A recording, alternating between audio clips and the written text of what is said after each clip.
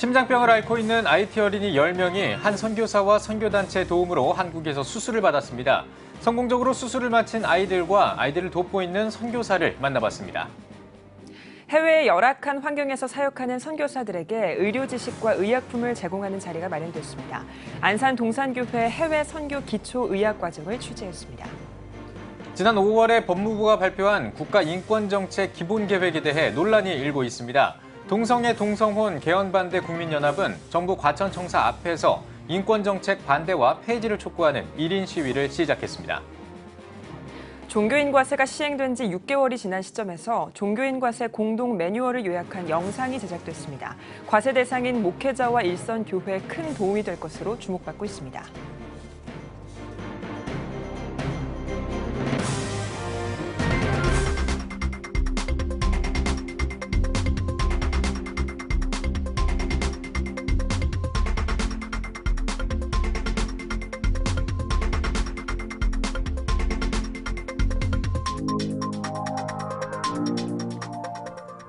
시청자 여러분 안녕하십니까? 7월 5일 목요일 CTS 뉴스입니다.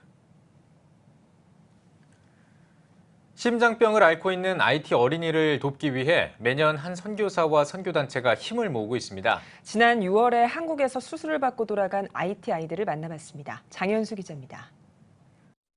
즐겁게 뛰어노는 아이들. 천진난만한 눈망울에 장난기가 가득 묻어납니다. 하지만 2주 전까지만 해도 아이들은 맘껏 뛰놀 수 없었습니다. 아이들에게 무슨 일이 있었던 걸까? 지난 6월 초 방한한 2세에서 17세까지의 IT 아이들 10명. 그들의 공통점은 바로 심장병 환자라는 점이었습니다. 치료조차 받기 어려운 환경 속의 아이들을 위해 IT 김혜련 선교사와 연예인 봉사단 길 미니스트리가 나섰고 한국교회가 심장 수술비를 위해 도움의 손길을 모았습니다. 아이들은 두 곳의 서울 대형 병원에서 각각 5명씩 수술을 받았고 수술은 성공적이었습니다. IT에서 온 아이들은 청색증이 있는 심장병을 가지고 있는 아이들이고요. 지금 이 나이까지 사는 게 어떻게 보면 운이 좋다고 할 수 있습니다. 그리고 생활이 굉장히 힘들었을 것 같아요. 그렇지만 수술 성공적으로 잘 됐고 아이들 회복하는 과정도 큰 무리 없이 잘 되고 있습니다. 아마 잘 회복하고 귀국을 하면은 앞으로는 건강히 잘 살 수 있을 것을 기대가 됩니다. 수술을 지원받은 아이들의 부모들은 도와준 모든 분들과 의료진에게 감사하다며 한국에서의 시간 동안 하나님의 사랑을 느낄 수 있었다고 말합니다. Je dois vous dire merci à Dieu et merci avec DFI, merci avec Kin Ministry. Donc et je pense que avec Dieu et ma fille est bel et bien guérie. 매년 IT 심장병 환아들이 한국에서 수술받을 수 있도록 돕고 있는 김혜련 선교사는 IT의 낙후된 의료 환경 속에서 많은 이들이 목숨을 잃고 있다며 IT 환우들을 위한 지원을 잇는 한편 IT의 전문 심장센터가 설 수 있도록 기도하고 노력하겠다는 계획을 밝혔습니다. 이 아이들뿐만이 아니라 전체 인구의 30%가 넘는 인구들이 정말 혜택을 받고 새 생명을 찾을 수 있도록 IT의 심장센터가 세워지는 게 저희 꿈이고요. 그다음에 이제 이것을 위해서 지금 몇 년간 계속 IT 의사들을 훈련시키고 있어요. 사랑과 도움의 손길로 건강한 심장을 되찾은 IT 아이들. 자국에 돌아가서도 튼튼하고 밝게 자라길 소망합니다. CTS 뉴스 장현수입니다. 해외에서 복음을 전하는 사역자들은 사역 중에 발생하는 긴급 의료 상황에 대처하지 못해서 어려움을 겪는 경우가 많다고 합니다. 선교사들이 기초 의학 지식을 습득하고 의약품을 제공받아 현지에서 효율적으로 사역하도록 돕는 시간이 마련됐습니다. 박세현 기자입니다. 최근 요르단에서 한 선교사의 자녀가 수영 중 물에 빠져 사망한 것으로 알려졌습니다. 구조의 골든타임을 놓쳐 뇌사로 안타까운 목숨을 잃은 겁니다. 안산 동산교회 선교국 의료지원센터에서 개최한 해외 선교 기초의학 과정은 해외 선교 가운데 발생하는 긴급 의료 상황에 대처하고자 마련됐습니다. 과정에는 아프리카를 포함한 해외 취약 국가에 파송된 50여 명의 선교사들이 참석했습니다. 저희가 국내 단기 선교팀으로서는 일반 의약품이 주로 가지만 선교지에서는 전문약이 필요하므로 우리가 이 약을 공급하기 위해서 이번 과정을 마련하게 된 것입니다. 선교사들에게 기초적인 의료 지식 습득을 통해 선교 사역을 효과적으로 준비하고 선교지에 비상의약품을 제공해 선교지에서 질병으로부터 건강을 지키고자 마련된 의학 과정. 2008년부터 제약회사로부터 의약품을 후원받아 선교지에 공급하며 의료 선교 지원 사역을 이어온 안산동산교회는 그간의 자료를 축적해 핵심적인 부분을 강의로 제공했습니다. 이틀에 걸쳐 진행된 해외 선교 기초 의학 과정은 응급처치 요령과 응급간호학, 약물과 수지침 활용법 등 선교지에서 의료 관련 사고가 발생했을 때 효율적으로 대처할 수 있는 실질적인 강의로 꾸며졌습니다. 이 바닥이 보이게끔 당깁니다. 그리고 바로 위치를 아까 말씀드렸죠. 팔로 까딱까딱이 아니라 어깨 자체를 누릅니다. 어깨 자체를 힘있게. 척박한 환경 가운데서 사역하면서도 수시로 발생하는 응급 상황과 현지인들의 질병 문제에 속수무책이었던 선교사들은 강의를 통해 자신감을 얻고 수료증과 의약품도 제공받게 됐습니다. 에티오피아에서 선교하는 한 선교사는 과정을 통해 배운 것들을 선교지에서 활용할 수 있을 것이라는 생각에 부푼 마음을 품어봅니다. 이번 기회를 통해서 소중한 의약품이 에티오피아에서 그런 생명을 구원하는 일에도 사용되기도 하고 무엇보다도 이 일을 통해서 그곳에 복음이 들어가는 통로가 열릴 수 있기를 기대합니다. 기초 의료 지식 습득을 통해 선교 사역을 효과적으로 준비하고 실질적인 대응을 기대하는 자리가 됐습니다. CTS 뉴스 박세현입니다. 일본 무목교회 기획보도 4번째 시간입니다. 그동안 일본의 무목교회를 소개하고 해결 방안을 전해드렸는데요. 네, 오늘 그 마지막 시간으로 현지 신학원의 사역을 소개합니다. 최병희 기자입니다. 일본 야마구치현 시모노세키시에 있는 일본 그리스도교회 시모노세키교회. 이곳에는 현재 한국에서 온 이병두 목사가 일본 현지인 교회를 목회하고 있습니다. 최근까지 나고야 요시히로 목사가 80세가 넘는 고령에도 불구하고 목회를 이어오던 중 파킨슨병까지 걸리게 되면서 더 이상 목회가 불가능한 상황이었습니다. 뿐만 아니라 성도들의 고령화와 재정적 어려움 등이 겹치면서 시모노세키 교회는 무목교회가 될 위기에 처해 있었습니다. 그러던 중 나고야 목사가 큐슈노에로부터 한국의 호도스 신학원이 일본 무목교회를 돕고자 한다는 소식을 접하게 됐고 소속 교단의 협력 선교사로 이병두 목사를 요청하게 됐습니다. 이후 부산의 한 교회가 이 목사를 일본 선교사로 파송하면서 지난 4월 이곳에서의 사역이 시작됐습니다.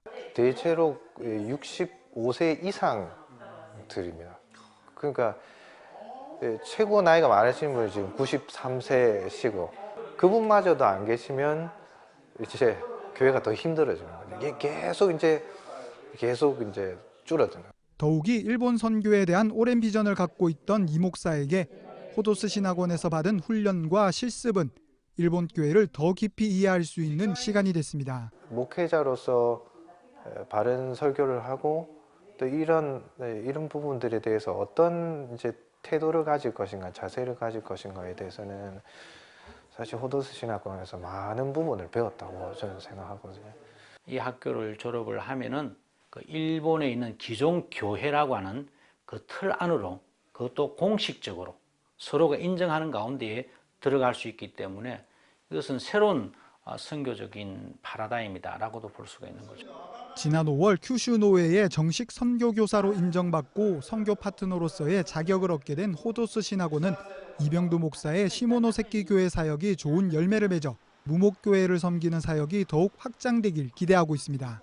지금 다른 노회 또는 다른 교단에서도 이것을 지금 어떻게 보면 관망하고 있는 상태이기 때문에 가신 목사님들이 좋은 열매를 맺어간다면 분명히 앞으로 1년, 2년 후에는 다른 노회라든지 다른 교파에서도 충분히 함께 할 수 있는 그런 비전이 연결해질 거라고 저는 믿어요. 시모노세키 교회 이병두 목사를 시작으로 본격적인 일본 무목교회 파송을 시작한 호도스 신학원. 이들의 사역이 일본 무목교회에 생기를 불어넣는 새로운 바람이 되길 기대합니다. CTS 뉴스 최병입니다.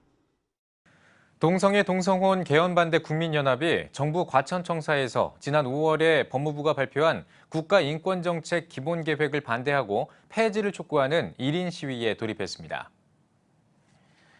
동반현 길원평 운영위원장은 법무부의 이번 발표에는 독소 조항이 많다면서 특히 성평등이라는 단어 대신 양성평등이라는 단어를 사용해야 한다고 주장했습니다. 특히 성평등은 남녀를 구분짓는 양성평등과는 다르게 마음으로 생각하는 성을 가리키는 단어로 인권 정책으로 확정되면 남녀 구분이 없어진다고 설명했습니다.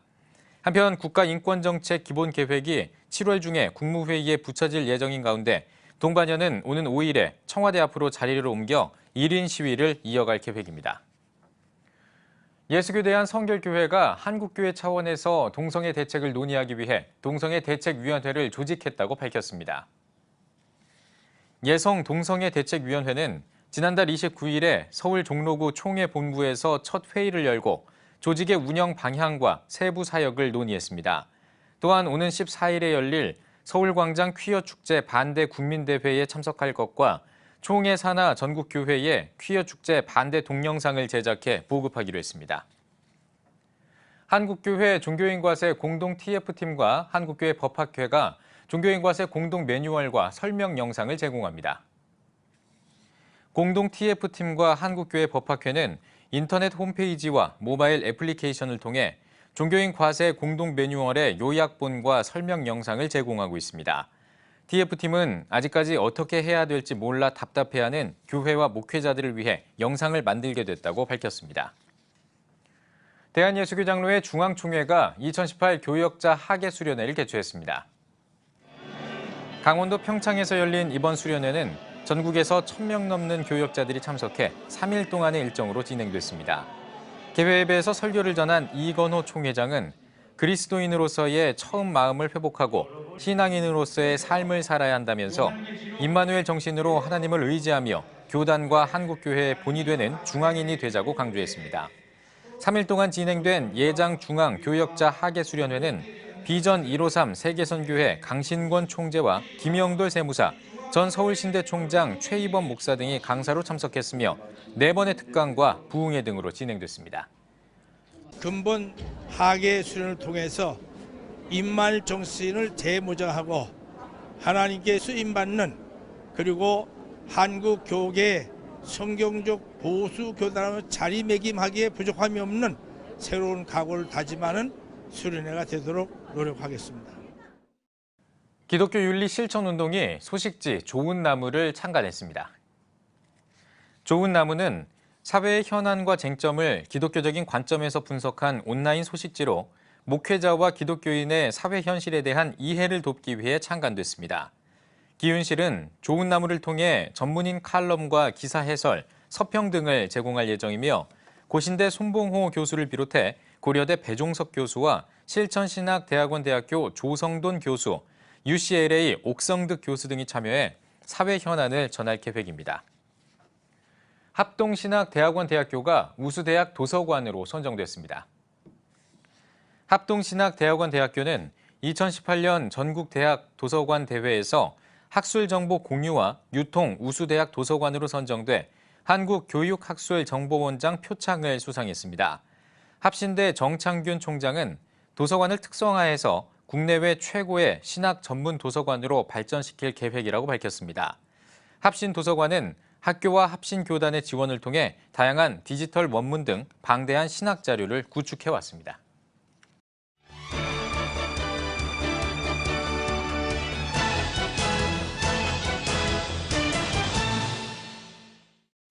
문화가 소식입니다. 오늘은 30살 청년 전도사가 복음의 본질을 전하는 책과 하나님의 16가지 은혜를 강조하는 책을 소개해드리겠습니다. 유현석 기자가 전합니다. 열심히 살아도 허무하다면 하나님 어떡합니까? 내 인생 여기서 끝나지 않는답니다.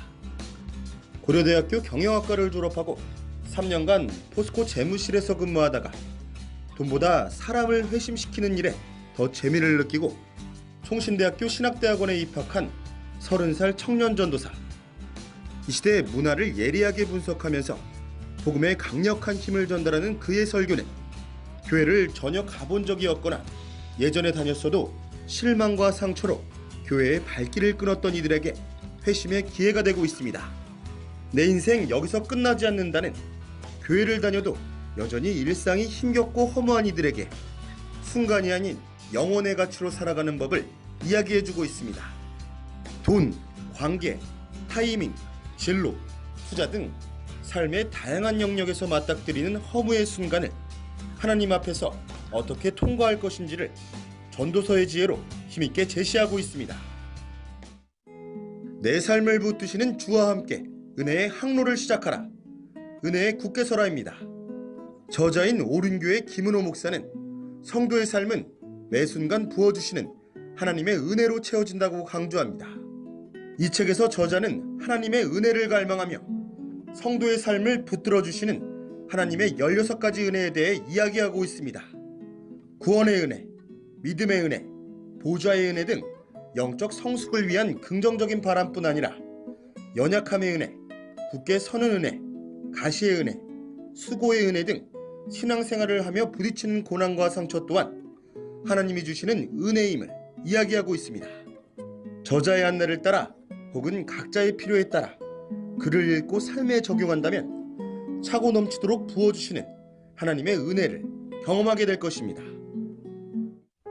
3년의 시한부 선고를 받고 남편의 병이 깊어가는 와중에도 두 사람은 쌍둥이를 낳고 꿈을 쫓는 일을 멈추지 않습니다.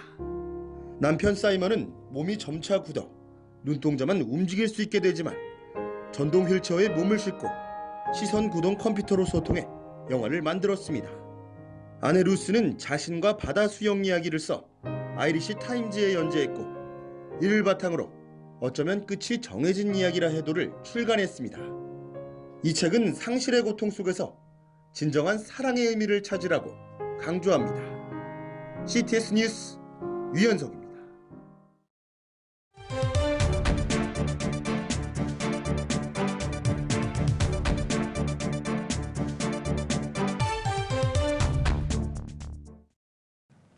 한 주간 기독교계 이슈를 살펴보는 시간입니다. 기독교 연합신문 이현주 기자 나와 있습니다. 안녕하십니까? 안녕하십니까?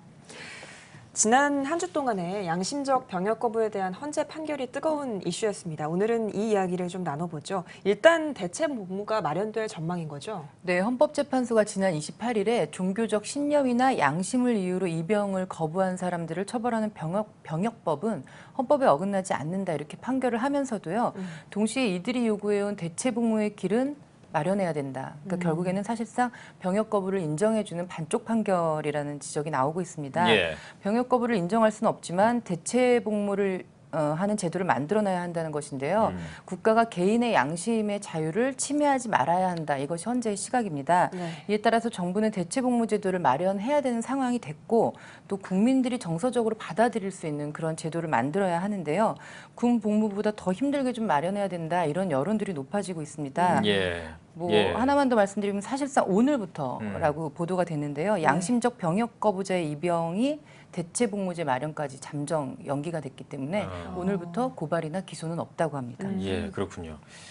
아직까지 우리나라 지금 한반도가 훈풍 분위기라고 합니다만 아직까지는 분단 국가고요. 또 대한민국 남성이라면 반드시 병역을 그 의무를 다해야 하는데 사실 그 군대 가기 좋아하는 사람은 거의 없을 거라고 생각을 하거든요.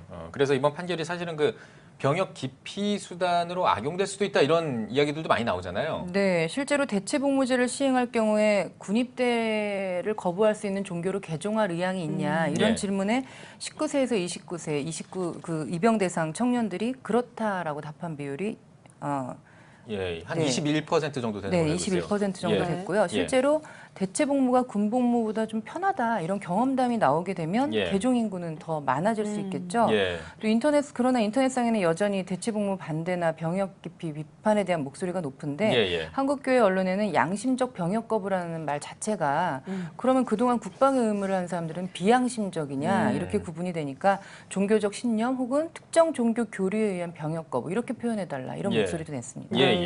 양심적 병역 거부에 대한 법원의 판결도 잇따르고 있는데 이런 분들이 얼마나 되나요? 네, 꽤 많은데요. 2006년 이후에 한 10년 정도 종교적인 이유로 병역을 거부했다가 처벌받은 사람이 한 5,200명이 넘는다고 하니까 매년 한 500에서 600명 정도는 병역 거부로 처벌을 받고 있다 이렇게 볼 수 있습니다. 원래 이제 병역을 거부하게 되면 일단 그 형법에 지금 처벌을 받는데요. 예. 입영 후에 집총을 거부하면 항명으로 간주가 돼서 군형법에 처벌을 받습니다. 그런데 입영 자체를 거부하면 예. 민간법에 적용을 받아서 관행적으로 지금 현재 1년 6개월 선고를 받는데 예. 군복무보다 짧다고 합니다. 그렇군요. 주로 여호와의 증인이 신앙을 이유로 병역을 거부하는데 아마 연세드신 분들은 좀 기억하실지 모르겠지만 지난 2001년에 오태양 씨 병역 거부 사건이라고 있었는데 예. 이분은 불교 신자입니다. 그러니까 여호와의 증인이 아닌 일반인이 병역 거부하는 첫 사례가 됐고 예. 이후에 일반적인 이유로 양심상 병역을 거부하는 사람들도 있습니다. 통계에 따르면 1950년 한국전쟁이 끝나고 군복무가 의무화된 이후에 양심적 병역 거부로 인한 수감자가 여호와의 증인이 한 18,000명이 넘고요. 예. 오태양 씨와 같은 비종교적인 거부자가 한 65명 정도 된다고 합니다. 그렇군요. 자, 또 이제 대체복무제 뭐 이런 것들이 이제 또 뜨거운 어떤 이슈로 또 떠오르고 있는데 대체복무제를 추진한다. 사실 이게 처음 문제가 아닌 걸로 알고 있거든요. 이번에 내려진 이 법원 판결 그리고 또 이번 또 현재 그 헌재가 내렸던 이 결정까지 어떤 좀 과정을 짚어왔는지 좀 알려주시면 좋겠습니다. 네, 그러니까 1950년 전쟁이 끝나고 2000년까지 한 50년 동안은 여호와의 증인도 일단 군대에 소집이 나오면 갔습니다. 가고 그 안에서 이제 집총을 거부하고 훈련을 거부하다 보니까 군형법상 아까 말씀드린 항명죄로 처벌을 받았습니다. 이 항명죄로 처벌을 받으면 3년 동안을 군 감옥에 가야 되는데요. 그런데 2001년부터 이제 패턴을 바꾸게 되는 거죠. 입영 자체를 거부하면 민간인 신분으로 재판을 받게 되는 거죠. 처벌을. 또 짧기도 하고요. 그래서 민간법정에서는 입영 기피죄로 재판을 해서 형량이 아까 말씀드린 대로 1년 6개월로 짧아지게 됩니다. 이 판결이 2001년에 이제 처음 나오게 되고요. 이후에 2002년에 서울 남부지법에서 헌재에다가 병역법이 위헌이 아닌지 좀 심판해달라 이렇게 청구를 하게 됩니다. 그리고 2004년에 서울 남부지법에서 마찬가지로 병역 거부에 대해서 첫 무죄 판결이 이제 나오게 되는 것이죠. 이때 이제 헌법재판소에서는 양심의 자유와 국가안보의 갈등을 해소하고 좀 서로 공존할 수 있는 방안을 검토해라. 그래서 국회에 법 제정을 요구하게 되는데요. 국가인권위원회도 2005년에 국회와 국방부에 대체복무제를 마련해야 된다. 이렇게 의견을 내기도 했습니다. 네, 지금 말씀해주신 대로라면 이 대체복무제에 대한 입법 추진이 꽤 오래전부터 이루어졌다는 이야기네요. 네, 한 10년 정도 된 것 같은데요. 국방부가 이미 2007년에 병역 이행 관련 소수자의 사회복무제 편입 추진 방안 이런 방안을 내놨습니다. 그러니까 대체복무에 대한 방안으로 24시간 동안 근접 보호가 필요한 치매 노인이나 아니면 중증 장애인을 아예 곁에서 지키는 그런 사회복지 분야 중에서 가장 난이도가 높은 일을 시켜라. 또 출퇴근 없이 해당 복무시설에서 합숙하면서 현역병의 한 2배 정도는 일을 해야 되지 않냐. 또 철저하게 관리해서 제도를 악용되지 않도록 하겠다. 이제 이렇게 해서 방안을 내놨었는데요. 이미 연구가 됐었는데 당시 여론조사에서 대체복무제 반대 여론이 한 68.2%, 70% 정도 되고 찬성이 한 29% 정도 나오니까 당시 정부가 국민적 합의가 되지 않았다면서 제도 도입을 무산시킵니다. 그러나 지금까지 법원에서 1심과 2심 번갈아 가면서 무죄라는 판결이 나오자 다시 헌재 합헌 여부를 판단해달라 이런 요청이 나온 것이죠. 네, 잘 들었습니다. 개인의 양심에 따라 군복무를 거부하겠다. 대한민국의 대부분 남성이라면 그동안 신성한 국방의 의무를 다해왔습니다. 유일한 분단 국가인 한반도의 현실 속에서 국방의 의무를 대체할 수 있는 제도에 대한 논란은 뜨거운 감자일 수밖에 없을 것 같습니다. 이현주 기자 오늘 수고하셨습니다.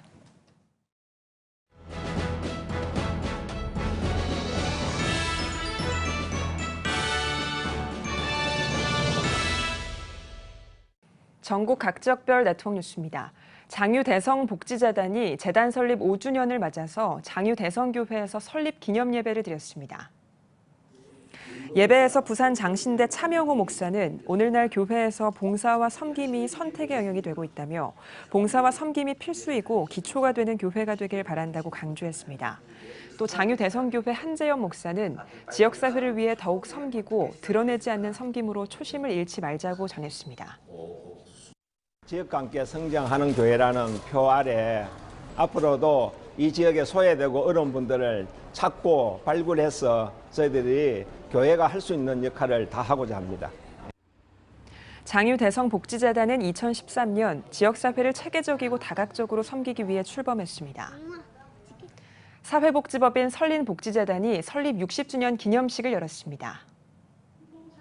200여 명의 후원자와 목회자가 참석한 설립 60주년 기념식에서 설린복지재단 지영옥 대표이사는 변함없고 끊임없는 사랑으로 장애인들을 위해 섬겨주신 것을 감사드린다며 감사패와 공로장을 전달했습니다.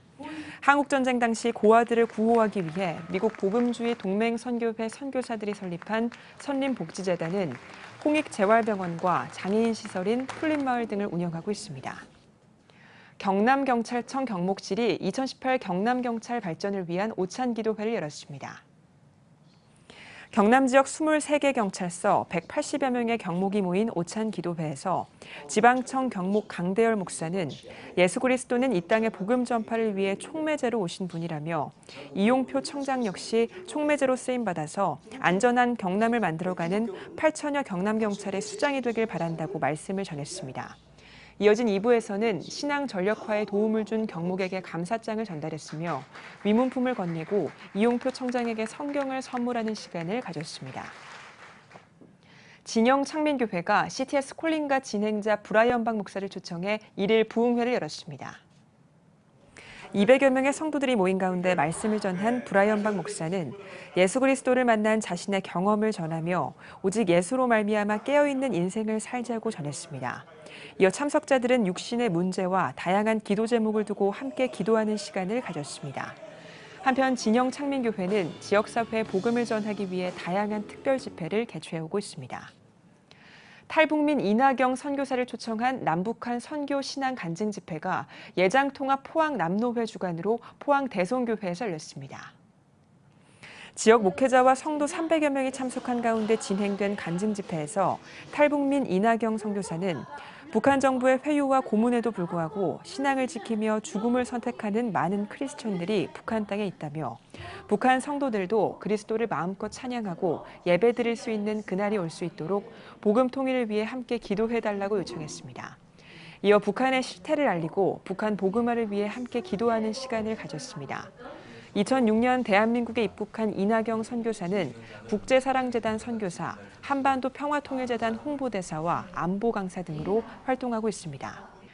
청주 청북교회가 3주 동안 매주 목요일마다 제4회 인문학 강좌 기독교 후마니타스를 진행했습니다. 인문학 강좌 첫째 날 강사로 나선 청북교회 박재필 목사는 하나님께서 우리에게 주신 선물이 이성과 감성이라며 이번 인문학 강좌에서 신앙의 감성 위에 이성적인 고찰을 가미함으로 균형 있는 신앙을 배우길 바란다고 말했습니다. 용어 중에 비욘드 호라이즌이라고 있습니다.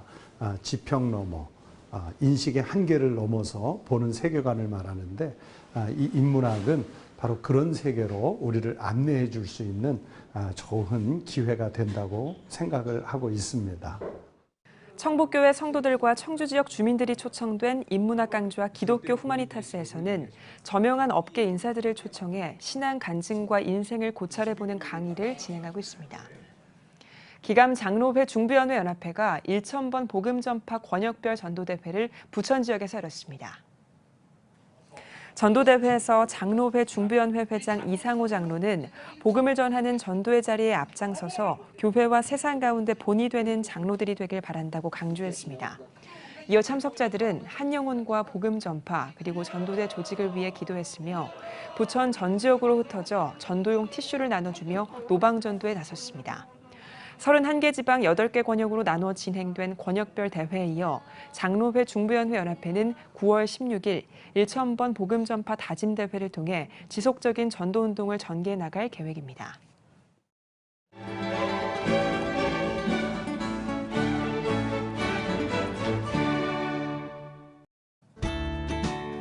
내일은 전국에 구름이 많겠습니다. 아침 최저 기온은 16도에서 22도, 낮 최고 기온은 18도에서 29도가 되겠습니다.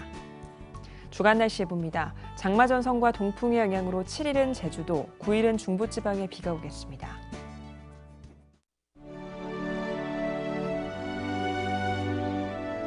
백만인 기도운동에 새롭게 참여하신 분들입니다.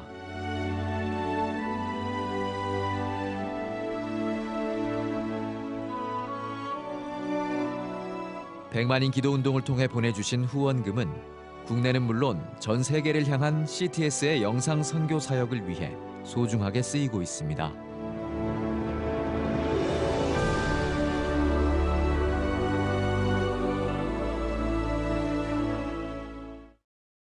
CTS 뉴스 오늘 순서 여기까지입니다. 시청해주신 여러분 고맙습니다.